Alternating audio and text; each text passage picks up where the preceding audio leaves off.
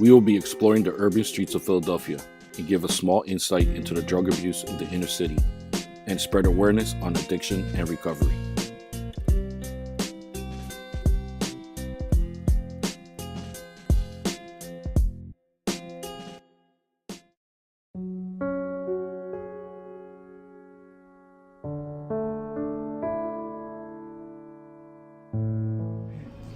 Did the thought of addiction treatment scare you or give you hope at first?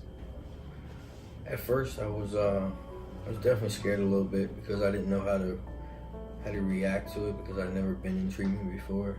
But once I got into treatment, I had hope, a better way of living. Are you having a hard time relaxing or unwinding without using drugs or alcohol? At first, I did. I was always like real antsy, real nervous, and anxious a lot. And over time, it's went away over time. It's not completely gone, It's still, because I've done it for so long. I was using it since I was 13. I'm 33 today, so I've been using it for a long time. According to the Surgeon General, 1 in 7 in the U.S. will face substance abuse addiction. What drug did you eventually end up addicted to? I was severely addicted to heroin.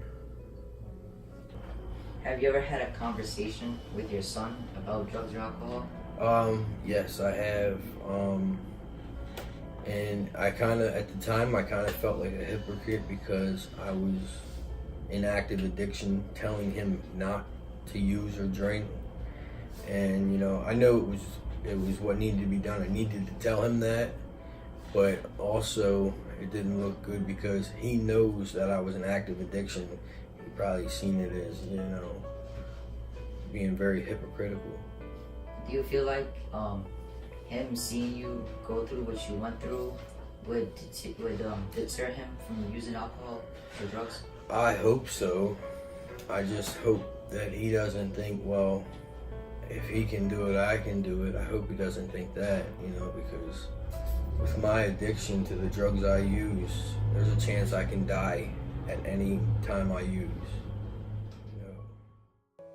There are centers like Guadenzia with programs to assist addicts on the road to recovery. Can you tell us a little about the Guadenzia reentry program? Sure. So,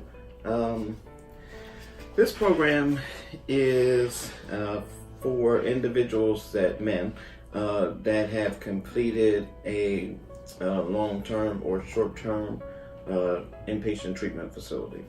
So, this facility, they call it a halfway house, and we're essentially in between the inpatient treatment and then someone being out on the street, so halfway. So what do you do if there are no signs of progress? Well, we put different, I have a little motto. Folks are either going to do one of two things. They're going to grow or they're going to go. Okay? So, we put different measurements in place and different parameters really that pertain to the structure, but also promoting accountability. And if the individual is struggling with meeting those, then they will do one of two things. They'll either come up to the bar or they'll go. And usually, oftentimes, when you're holding folks accountable and they don't want to be held accountable, they'll usually, sadly, leave and, do something else. The CDC reports that more than 70,000 Americans die each year of drug overdose, and that number continues to rise. Do you have any last bit of advice for anyone going through an addiction that doesn't want to seek treatment or would like to seek treatment?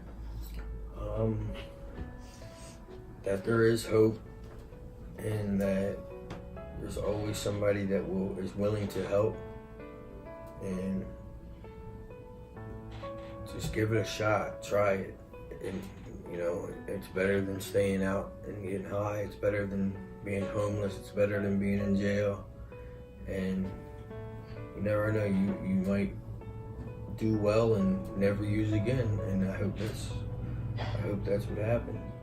Do you have any tips or advice for someone trying to help a loved one fight their addiction and to seek treatment when they don't want to willingly? Yeah. You know, you have to, it's a very fine line between pushing and, you know, walking with them, if that makes sense. Because sometimes they may not understand or really see the consequences and the devastating effects that their behavior is having. So to that point, can do a lot of you know, what we call like grounding exercises and really like reality testing. So you know, I'll share this. I was speaking with someone not too long ago, a potential individual to come here, and you know, he didn't get it, and you know, of course he wasn't going to come here. But the thing is that I asked him. I said, "Well, do you think that you or believe that you have a problem?" And he was kind of hesitant in his response. And I said, "Well, if you don't think that that's a problem, do you like getting DUIs? So what caused the DUIs?" So sometimes it's about just drawing parallels and really helping them to see the consequences. And if you don't like the consequences, then you will then, you know, be forced to take a look at, well, what is leading me to get these consequences? The other thing is just to be persistent, but watchful and careful, but also supportive. Because a lot of times, you know, knowing that you have someone in your corner really just does a world of good. Folks are either going to do one of two things. They're going to grow or they're going to go.